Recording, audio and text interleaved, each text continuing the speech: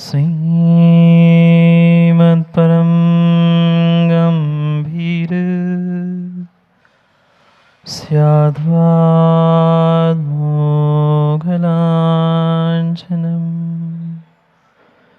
जियात्रैलोक्यनाथस्य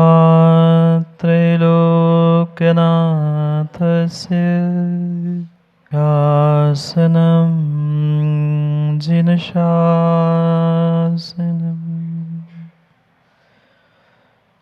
जय मंगलभूताणं विमलाणं नानदंसनमयारं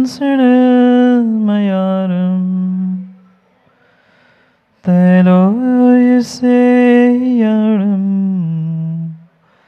नमोऽस्यास्वसितारं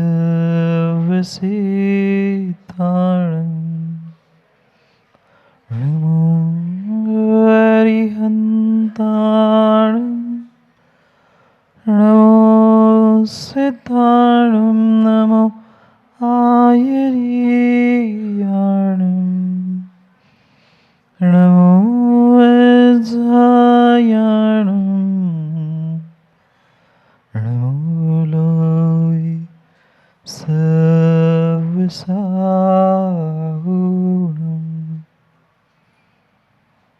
अनंत अनंत परम सिद्ध भगवान की 1008 श्री शीतलनाथ भगवान की परम पूज्य आचार्य भगवान वादिराज मुनिराज की परम पूज्य आचार्य भगवान गुरुवर विशुद्ध सागर जी महाराज की सनातन जैन धर्म की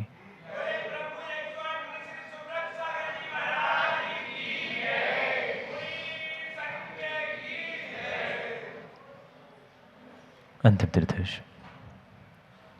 वर्धमान स्वामी के शासन में हम सभी विराजते और उनकी यह पावन पीयूष देशना हम सभी के लिए परम उपकारी। अनादिकाल से हमारी आत्मा में जो जन्म जरा और मृत्यु रूपी रोग लगे, उन रोगों का उपशमन करने वाली कोई परम औषधि है तो वह एकमात्र यह जिनवाणी। भव्यात्माओं, भगवान पूज्यपाद स्वामी अपने इष्टोपदेश ग्रंथ में कहते हैं, यत्र भावा शिवम दत्ते द्योक्तिवत दूरवर्तिनी। वहाँ आचार्य भगवंत का अभिप्राय यही है कि जो भाव हमें मुक्ति दिला सकते हैं, शिव पद दिला सकते हैं, वह लौकिक कार्य तो बहुत सहजता से ही कर देते। और शायद यही अभिप्राय सभी आचार्यों का होता है। उनका आप श्रेयांश जी लक्ष्य भी कहो, उनकी आकांक्षा भी कहो, तो कभी भी छोटी इच्छा, छोटा लक्ष्य उनका था ही नहीं। क्योंकि उनके भीतर दिगंबर आचार्यों के पास ये कठोर निर्णय है ही कि जो भगवान की भक्ति, ये तप, ये साधना मुझे मुक्ति दिला सकती है, वो तो शरीर का रोग तो बहुत सामान्य सी बात। और बिल्कुल मैं भी यही कहना चाहता हूँ कि किसी प्रकार से हम किसी स्तोत्र को, चाहे भक्तामर हो या एक ही भाव हो या कोई भी स्तोत्र हो, उसे मात्र उन स्थानों में बांधकर, जैसे एक ही भाव को कुष्ठ रोग निवारण के लिए ही उन्होंने रचा, ऐसा अगर हम बांध के रखेंगे तो उनका लक्ष्य, उनकी साधना, उनकी भक्ति हम सीमित कर रहे हैं, छोटी कर रहे हैं। इसलिए ठीक है, जैसे उन्होंने कहा, उनकी परम सत्य बात हमें स्वीकार, पर कहीं ना कहीं बात स्वीकार करते समय हमें अनेकांत को ध्यान रखने की आवश्यकता है। अगर अनेकांत से, सभी अपेक्षाओं से हम विषय को नहीं समझेंगे तो कभी भी आगम का निर्णय यथार्थ हो नहीं सकता। इसलिए विशेष विशेष आज जितने जितने आलेख हुए, क्योंकि ऐसे कहा जाता है सोनल भाई, कोई मैच में भी पहली बल्लेबाजी धुएंधार होती है तो फिर मैच तो वैसे ही जीत जाते। और आज शायद ऐसे ही हुआ, पहले आलेख से ही जो धुएंधार बल्लेबाजी और आलेख के वाचन हुए, उसके माध्यम से वास्तव में आज का यह सत्र उत्कृष्टता की ओर था।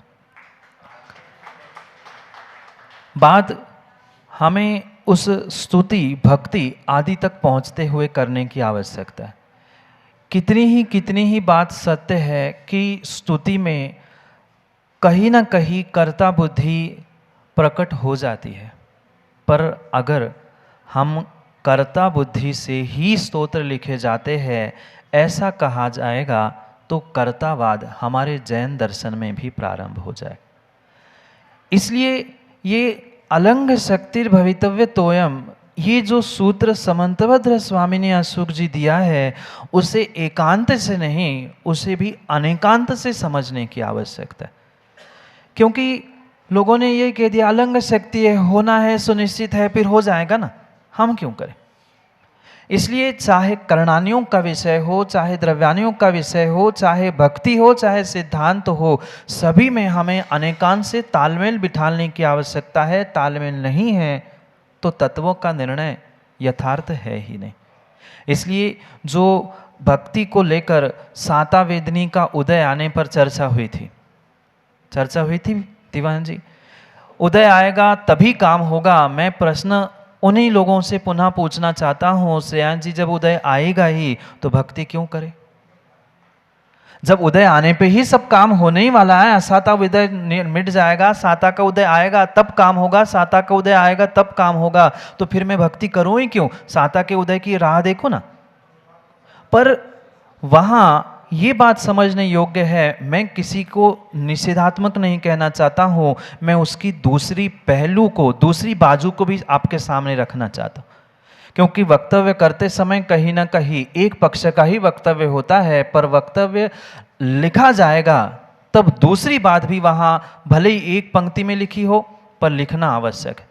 इसलिए मात्र ये मत कह दो कि साता का उदय आ जाएगा तो काम हो जाएगा, फिर सादा का उदय आ ही जाएगा तो मेरी स्तुति भक्ति और इतना सब कुछ करने की क्या आवश्यकता। इसलिए क्वचित कदाचित कथनचित हम ये भी स्वीकार करना होगा कि हम उस असाता को भी साता रूप परिवर्तित करने की कहीं ना कहीं पंकज जी शक्ति रखते हैं। नहीं तो एकांत से फिर करणानियों की ही पुष्टि अगर करते रहेंगे तो फिर बाकी के सिद्धांत गड़बड़ हो जाएंगे।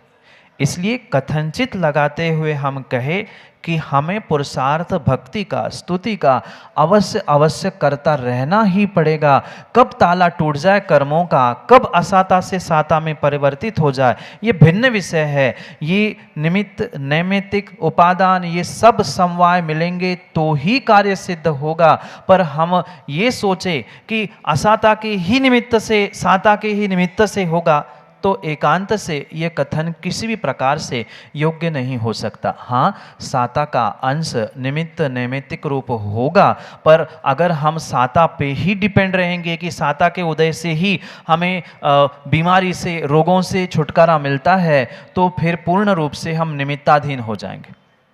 और निमित्ताधीन होना किसी भी प्रकार से हमारे आगम में स्वीकार नहीं किया गया है। भले ही हम उस असाता को, साता को कर्मरूप स्वीकार कर रहे हैं, पर उसका मूल कर्ता मैं ही हूँ। उसको परिवर्तन करने की शक्ति, जो श्रेयांश जी ने पुनः अपने वक्तव्य में कहने का प्रयास किया था कि निधत्ति निकाचित, तो बहुत दूर की बात, निधत्ति निकाचित तो बहुत दूर की बात है, सामान्य भी। और आचार्यों ने तो ये भी लिखा, जहाँ निधत्ति निकाचित बंदे हैं वही उन्हीं देवशास्त्र गुरु के पास जाकर, क्या सोनल जी उसमें बदलाव नहीं होता? पर जाना वही पड़ेगा, अंतर इतना है, पर बदलाव हुआ होता है। इसलिए कथनचित हम साता वेदनी के साथ उस अलंग शक्ति को, अलंग शक्ति के साथ कथनचित भक्ति को जोड़ दे तो वह वास्तव में कुष्ठ निवारण, क्या जन्म जरा मृत्यु के निवारण के लिए जो निमित्त बन रहा है, जो शिव को भावों को दे रहा है, वो तो छोटे लक्ष्यों को तो सहजता से ही दे पाए। पर ये भी ध्यान रखना, ये स्तुति आदि आदि जो कुछ भी व्याख्यान हम समझ रहे हैं, क्योंकि कहते कहते विनोद जी ने कह दिया था स्तुति की व्याख्या शायद जिसने भी कहा हो, गुणस्तो कम, आप ही नहीं कहा था शायद, गुणस्तो कम सदुल्लंगम तद बहुत्व कथा स्तुति आनत्याते गुण वक्तु।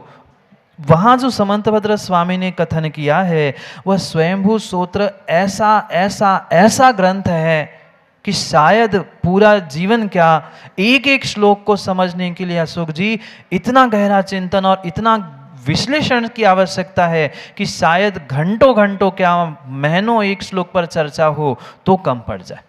पर यहाँ जो गुणस्थो कम सदुल्लिंगम को, मतलब कम गुणों को बढ़ा चढ़ा कर कहने की बात आई है, वह किसी भी प्रकार से असत्य नहीं, क्योंकि हमारे आगम में आचार्य भगवंतों ने 10 प्रकार के सत्य कहे, और उन 10 प्रकार के सत्यों को जिनने समझा है उनको इस स्तुति को भी असत्य कहने की आवश्यकता नहीं, क्योंकि 10 भेद मैं समझाऊं इतनी आवश्यकता आप नहीं है, आप ज्ञानी हैं, विद्वान हैं, तो 10 प्रकार के सत्यों में उपमा सत्य भी है। उस उपमा सत्य से भी उपमाओं को देते देते हम उस स्तुति को या उनके गुणों को बढ़ा चढ़ा के कह रहे हैं, पर बढ़ा चढ़ावा तभी दिया जाता है, चाहे गुणों का हो चाहे दोषों का हो प्रेमी जी, बढ़ावा तभी दिया जाता है जब वस्तु होती है। गुण जहां है ही नहीं है, दोष जहां है ही नहीं, वहां कहा ही नहीं जा सकता, और बढ़ा के कहने में किंची भी किसी भी प्रकार से दोष नहीं हो सकता स्तुति के विषय, क्योंकि स्तुति वही कही गई है, गुणों को बढ़ा चढ़ा के कहना, क्योंकि बढ़ाने में, बढ़ा चढ़ा के कहने में मात्र असत्य की नहीं अपितु 10 भेदों के सत्यों को समझते हैं, तो सत्य के 10 भेदों को समझ लेते हैं, तो वहाँ विषय अपने आप ही हमारे लिए सुस्पष्ट हो जाएगा कि ये गुण कम होने पर भी बढ़ाए जा रहे हैं, क्योंकि वहाँ तो समंतभद्र स्वामी कह रहे कम होने पर बढ़ाने की बात कह रहे, वहाँ स्पष्ट वे स्वयं कहते हैं कि आपके तो इतने अनंत गुण हैं, मैं उसमें क्या बढ़ाऊं, मैं तो अल्पबुद्धि हूं, मैं जितने गुण हैं उतने भी नहीं कह पा रहा हूं, पर स्तुति की परिभाषा ऐसी है कि बढ़ा चढ़ा के कहा जाता है, आपके इतने बड़े गुण हैं कि मैं वहां तक पहुंच भी नहीं पा रहा हूं, पर फिर भी एक अल्प बुद्धि होने पर भी आपकी स्तुति करने के लिए उद्यत होने का प्रयास कर रहा हूं। ये मैं पुनः पुनः कह दूं कि भक्ति को हम मात्र और मात्र कर्तावाद से ना जोड़े ना जोड़े ना जोड़े, अन्यथा हम भी कहीं ना कहीं मिथ्यात्व में जाने की संभावना है। ये परम सत्य है श्रेयांश जी कि हम अन्य स्थानों से निकालकर हम अपने परमात्मा, अपने गुरु आदि तक ले आए, इसमें कहीं कोई हर्ज नहीं है, पर उन्हें जो वास्तविकता है वही कहकर उन्हें मिथ्यात से, स्थूल मिथ्यात से निकालने का प्रयास करें। अगर हम सच्चे देवशास्त्र गुरु के प्रति उनको जोड़ते हुए सच्चे देवशास्त्र गुरु को कर्ता बनाकर कह रहे तुम यहाँ और काम बन जाएगा, ये आपने अगर 99 बार कहा है तो एक बार जैसे आपने कहा कि अधिकांश, इसलिए 99 बार अगर हम व्यवहार से कह रहे हैं तो निश्चय से एक बार हमें ये पुष्टि करनी होगी कि किसी प्रकार से हमारे देव शास्त्र गुरु हमारे लिए कर्ता है ही नहीं है, हम उसे कर्ता मान रहे हैं, स्तुति में कह रहे हैं, बना रहे हैं, ये भिन्न विषय है, पर इतना कहने के बाद हमें निरापेक्षो बंधु और निन्मित्तेन बंधु इसका उल्लेख करना ही होगा। और शायद यही अभिप्राय आचार्य भगवंत वादिराज सूरी का था, जिन्होंने कहा तो पहली पंक्ति में यही कि आपके अलावा मैं कहां जाऊं। शांताष्टक में भी पूज्यपाद स्वामी ने यही कहा, मैं कहां जाऊं,